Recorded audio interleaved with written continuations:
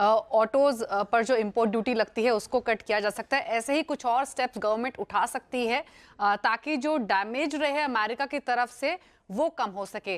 Jefferies का मानना है कि पिछले हफ्ते उन्होंने गवर्नमेंट ऑफिशियल्स के साथ, ट्रेड पॉलिसी एक्सपर्ट्स के साथ दिल्ली में मीटिंग की और मूड दिल्ली में उनको ऑप्टिमिस्टिक दिखाई दिया, क्योंकि जो रिसेंटली फरवरी में मीटिंग हुई थी डोनाल्ड ट्रंप और पीएम मोदी की, उसके बाद ये अंदाजा लगाया जा रहा है कि इंडिया का फोकस इसी बात पे रहेगा। रेसिप्रोकल टैक्सेस तो लगेंगे लेकिन उसका डैमेज कम हो इंडिया पर, उस पर उनका फोकस रहा है। उसके बाद हमने यूएस इंडिया के ऑफिशियल्स भी एक दूसरे के देशों में जाते हुए देखे थे। अब क्या हो सकता है, अनुमान ये लगाया जा रहा है कि डिफेंस, ऑयल एंड गैस, जहां पर अमेरिका का कंट्रीब्यूशन कम है भारत में, उसको बढ़ाया जा सकता है।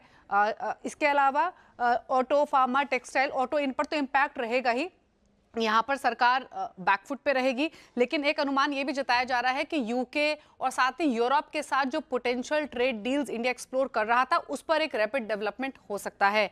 अंदाजा एक ये भी लगाया जा रहा है कि जो बायलैटरल ट्रेड एग्रीमेंट यूएस के साथ होना है वो 2025 में ही होता हुआ दिखाई दे और इंडिया यहाँ पर ऑफर कर सकता है अमेरिका को इंक्रीज परचेज डिफेंस इक्विपमेंट्स का, ऑयल एंड गैस का फ्रॉम यूएसए। अभी फिलहाल इंडिया और यूएस का ट्रेड सिनेरियो कैसा है वो क्विकली बता देते हैं। अभी जैसे लक्ष्मण जी ने भी जिक्र किया, अगर हम इफेक्टिव इंपोर्ट ड्यूटी की बात करें कार्स पर इंडिया में, तो वो 100 to 110% की रेंज में है। वाइन्स एंड स्पिरिट्स में 50 to 150% पर है। एग्रीकल्चर प्रोडक्ट्स में ऑन एन एवरेज 65% के आसपास ड्यूटीज लगती हैं। वहीं अगर आप टोटल एक्सपोर्ट्स देखें जो इंडिया ने किए 2024 में अमेरिका में, वो $88 बिलियन के आसपास थे। जो इंपोर्ट्स रहे अमेरिका की तरफ से इंडिया में, वो $42 बिलियन के आसपास थे। तो यहाँ पर आप देख सकते हैं गैप कितना है। और डोनाल्ड ट्रंप ने क्लियरली कहा है कि जिन भी कंट्रीज के साथ ट्रेड इम्बैलेंस है उसको वो टारगेट करेंगे। अब यहाँ पर एंटिसिपेट ये किया जा रहा है, जेफरीज ये मान रहा है कि जो नेगोशिएशंस हुई हैं पॉसिबली अब तक जो बातचीत हुई है, उसके बेसिस पर अंदाजा ये लगाया जा रहा है कि जो टोटल ऑयल इंपोर्ट है अमेरिका से वो बढ़ सकता है, जो कि फिलहाल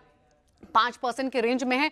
दूसरी तरफ अगर हम आम इंपोर्ट्स देखें तो इंडिया मेजरली रशिया और फ्रांस से करता है, जो कि दोनों ही देशों से 30% प्लस है। अमेरिका से सिर्फ 13% के आसपास के हम आम इंपोर्ट्स करते हैं। तो अनुमान ये लगाया जा रहा है कि जो आम इंपोर्ट्स है वो भी अमेरिका से इंक्रीज हो सकते हैं। तो इस तरीके की डील इंडिया और अमेरिका के बीच में पॉसिबली हो सकती है। इंपैक्ट तो होगा लेकिन उसको मिनिमाइज करने की कोशिश गवर्नमेंट की तरफ से की गई है, ये जेफरीज मान के चल रहा है। हालांकि ऑटो एंसिलरीज हैं, ऑटोज हैं, केमिकल्स, फार्मा, टेक्सटाइल, आईटी, इन पर इंपैक्ट रहेगा। ट्रम्प टैरिफ की काफी लंबे टाइम से बात कर रहे हैं। मैक्वेरी का कहना है कि जो ट्रम्प का टैरिफ है इंडियन फार्मास्यूटिकल में वो एकदम इनप्रैक्टिकल है, इसलिए जो भी करेक्शन आता है इन स्टॉक्स के अंदर वो आप एक अपॉर्चुनिटी माने और इस अपॉर्चुनिटी का भरपूर तरीके से फायदा उठाए। उन्होंने बोला कि करेक्शन आए तो वहां पे आप खरीदारी कर ले, क्योंकि जो भारत की जेनरिक दवाई है उसका ग्लोबल मार्केट में एक अच्छा खासा दबदबा है। अगर नंबर वाइज बात करी जाए तो 20% हिस्सा भारत का है।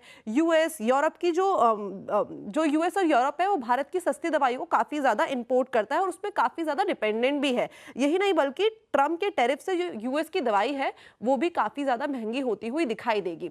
इसके बाद मैक्वेरी ने कुछ अपनी टॉपिक्स निकाली है, एक बार आइए देखते हैं कि इस टाइम पे उनका जो स्टांस है वो कहाँ पे है। सबसे पहले बात करें अगर फार्मा शेयर्स की, तो सन फार्मास्यूटिकल्स में वो बोल रहे हैं कि आप खरीदारी करके चल सकते हैं, ल्यूपिन और सिप्ला।